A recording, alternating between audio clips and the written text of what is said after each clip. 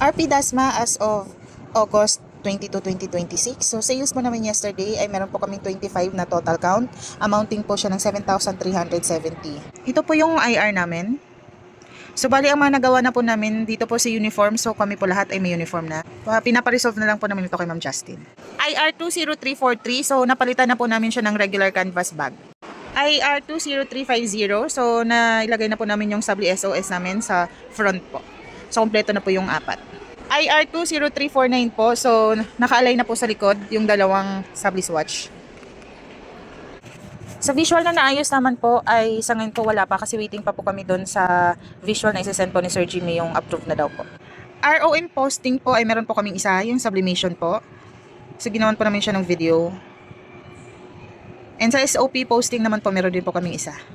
And yesterday po, wala kaming ROM posting, puro SOP posting po meron kami yesterday. Customer visit po namin ay may total po kami of 88 for this month. So for yesterday po meron po kaming scheduled na 3 po. Isa po dito si Ma'am Jamaica Yangson. So, waiting po sila sa budget approval po. And meron din kaming itong dalawa, si Graceland and si Lucky 8 Trading po. So, na-chat po namin sila via Viber po. And,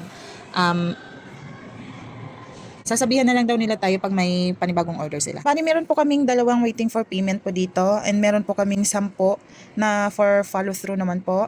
And meron po kaming total of 4 na converted into sales. And so far naman po ay wala pa naman pong not interested. So bali, ang sabi lang nila, sasabihan nila tayo if mag-order na po sila.